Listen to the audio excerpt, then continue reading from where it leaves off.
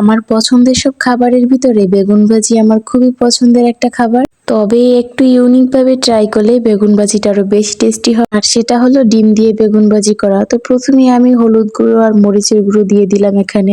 তারপরে আমি একটু ধনিয়ার গুঁড়া আর জিরার গুঁড়াও দিয়ে দিয়েছিলাম, যেটা একসাথে মিশানো ছিল। এরপর একটুখানি লবণ দিয়ে দিলাম। সব মশলা দেওয়ার শেষে এবার এগুলোকে আমি ভালোভাবে মিশিয়ে নিব। মেশানো শেষ হয়ে গেলে আমি এটাকে কিছুক্ষণের জন্য রেখে দিব। কিছুক্ষণ পরেই তো আমি এর ভিতরে একটা ডিম ছেড়ে দিলাম।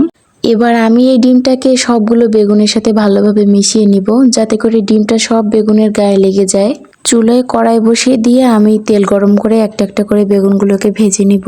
আর বেগুন ভাজির সময় একটু বেশি তেল দিয়ে ভাজি করলে আরো বেগুনটা বেশি টেস্টি হয়। এখন বেগুনগুলো উল্টে দিব, এবং যাতে এপিট ওপিট খুব ভালোভাবে হয়ে যায়। ডিম দিয়ে এভাবে বেগুন ভাজি করলে এর স্বাদ যেন মুখে লেগেই থাকে। তো অবশ্যই আপনারা এটাকে বাসায় একবার হলেও ট্রাই করে দেখবেন, এটা খুবই স্বাদের।